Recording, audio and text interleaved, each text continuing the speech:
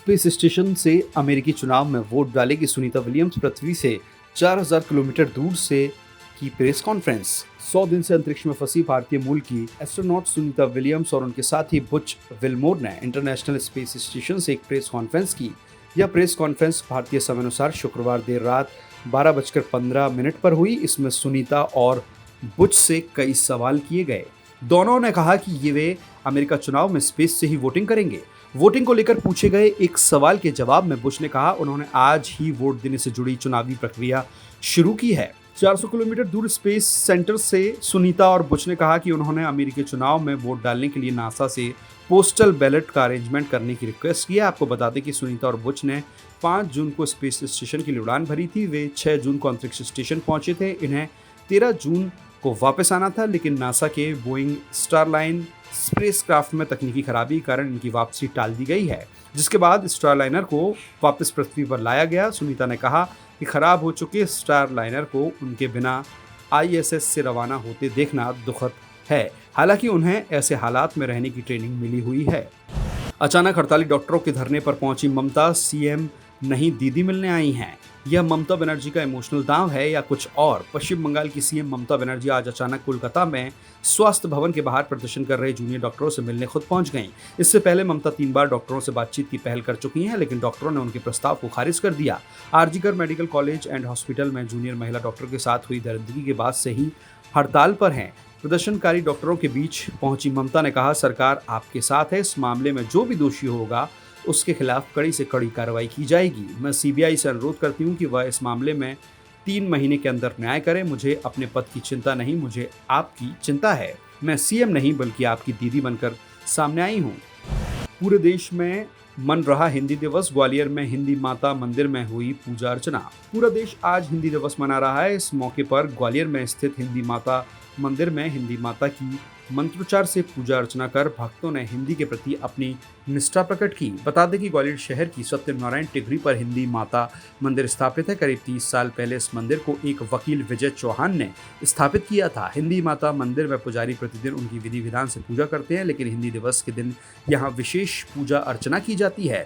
श्रद्धालु हिंदी माता की आरती और जयकार लगाते हुए नजर आते हैं। हिंदी हिंदुस्तान की मातृभाषा है। वहीं पूर्व प्रधानमंत्री भारत रत्न अटल बिहारी वाजपेयी भी हिंदी भाषा के लिए विशेष प्रेम रखते थे।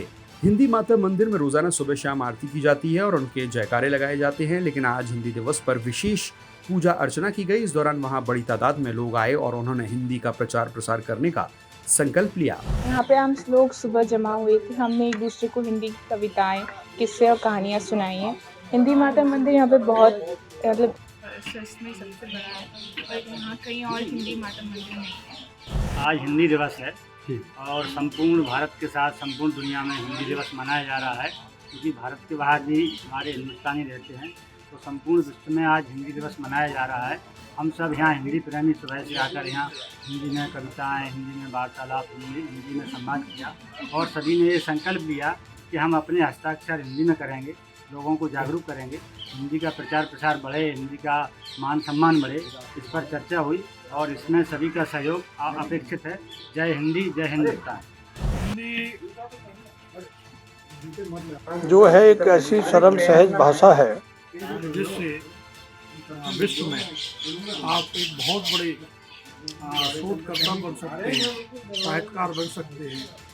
इसलिए हिंदी माता मंदिर यहाँ 1995 में स्थापित किया गया। माननीय अटल जी इस पहाड़ी पर आते थे, बैठकर पढ़ते थे। इसलिए हमारे ग्वालियर और सभी देशवासी हिंदी माता के माध्यम से अपनी संस्कृति और सभ्यता से जुड़े रहे। ये प्रयास हिंदी माता मंदिर के माध्यम से किया गया।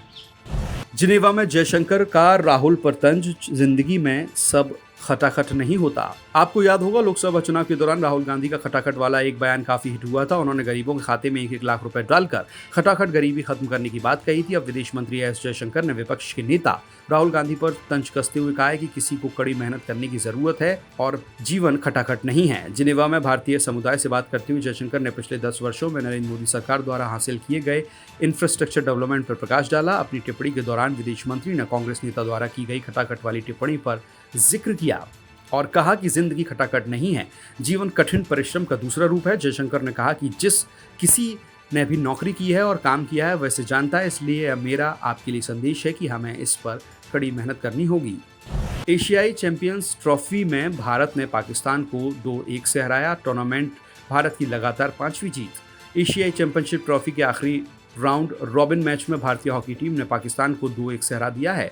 भारत की तरफ से मनप्रीत ने 2 गोल किए, जबकि पाकिस्तान की ओर से नदीम अहमद ने मैच में पहला गोल दागा। भारत ने टूर्नामेंट में लगातार 5वां मैच जीता है। पेरिस ओलंपिक में कांस्य पदक विजेता भारत ने चीन को 3-0 से, जापान को 5-1, मलेशिया को 8-1 और कोरिया को 3-1 से हराया था। पाकिस्तान की टीम मैच के आखिरी 10 मिनट में सिर्फ 10 खिलाड़ियों के साथ खेली, क्योंकि वहीद अशरफ राणा को गलत तरीके से भारतीय खिलाड़ी को टक्कर मारने के लिए येलो कार्ड मिला था और वह 10 मिनट के लिए बाहर थे। भारत को इस मुकाबले में 5 और पाकिस्तान को 7 पेनल्टी कॉर्नर मिले। पाकिस्तानी प्लेयर नदीम अहमद 8वें मिनट में पहला गोल दागा। इस टूर्नामेंट में ऐसा पहली बार हुआ जब भारत ने मैच की शुरुआत गोल खाकर की। इससे पहले टीम इंडिया पिछले 4 मैचों में पहला गोल दाग चुकी है। हालांकि पहला क्वार्टर फाइनल खत्म होते होते भारत ने पेनल्टी कॉर्नर की मदद से बराबरी की। हरमनप्रीत सिंह ने भारत का खाता खोला। दूसरे क्वार्टर के 4थे मिनट में भारत में एक और पेनल्टी कॉर्नर बनाया और हरमनप्रीत सिंह ने एक और गोल दागकर भारत को 2-1 से बढ़त दिलाई। इसके बाद तीसरे और चौथे क्वार्टर में दोनों ही टीमों ने काफ़ी अटैकिंग गेम खेला, लेकिन गोल नहीं देख सकी। देश दुनिया की सभी खबरें देखने के लिए जुड़े रहिए आचरण न्यूज से। आचरण न्यूज, हर कदम आपके साथ।